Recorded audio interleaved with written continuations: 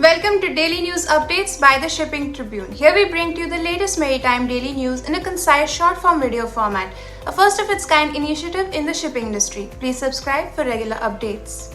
Before we proceed with the news, we are pleased to announce the upcoming 12th edition of the Asia Tribune Cargo Summit, DryCon 2026. The summit will once again bring together key stakeholders of the tribal trade for a full day of knowledge sharing and networking. We look forward to seeing you there. Make sure to register today. Freight market scenario by Saigal SeaTrade.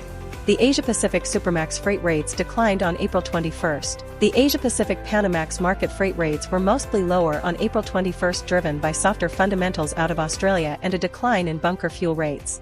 IMO prepares Hormuz evacuation plan for hundreds of ships. The International Maritime Organization is working on an evacuation plan for hundreds of ships that have been stuck in the Persian Gulf since US and Israeli strikes on Iran began more than 7 weeks ago, according to Secretary General Arsenio Dominguez. The plan can only be put into action when there are clear signs of de-escalation, Dominguez said on the sidelines of Singapore Maritime Week.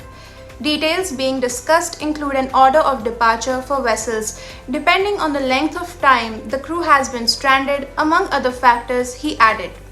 Any transits would follow a long-established route, the traffic separation scheme, that was proposed by Iran and Oman and adopted by the IMO in 1968, Dominguez said. Iran has developed a system over the past weeks that includes a specific route close to its coast and, in some cases, payment. India-flagged vessels stuck in Persian Gulf asked to transit only when directed to ensure safety.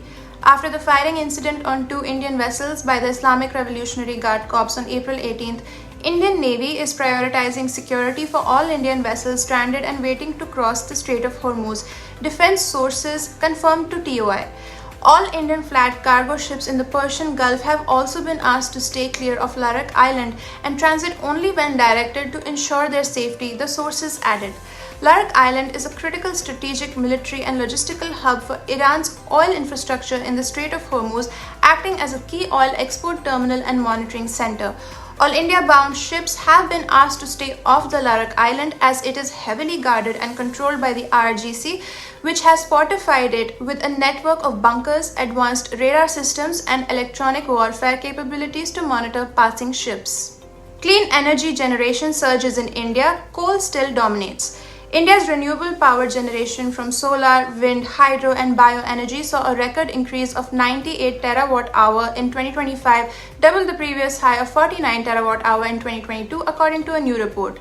Solar and wind both set new individual records for year-on-year increase last year in the country, rising by 53 terawatt-hour and 22 terawatt-hour respectively, the analysis added. The report, Global Electricity Review 2026, was released on Tuesday by Ember, an energy think tank. The report also highlighted that India's coal generation declined by 44 terawatt-hour in 2025 due to the surge in renewables and a lower than average demand growth. However, coal continues to dominate India's electricity mix.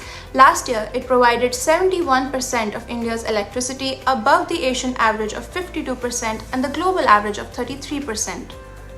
India's crude imports fall 13% as Hormuz disruption cuts West Asia supply. India's crude oil imports fell 13% in March from pre-war levels in February, with half coming from Russia after the US-Israeli conflict with Iran halted West Asian shipments via the Strait of Hormuz, shipping data showed. The world's third largest oil importer and consumer imported 4.5 million barrels per day of crude in March, the data obtained from industry sources showed. Imports from Russia nearly doubled from February to 2.25 million barrels per day in March, while shipments from the West Asia slumped 61% to 1.18 million barrels per day. Thank you for watching the video. Please hit the like button if you like the video, leave a comment down below and subscribe to the Shipping Tribune YouTube channel if you haven't already.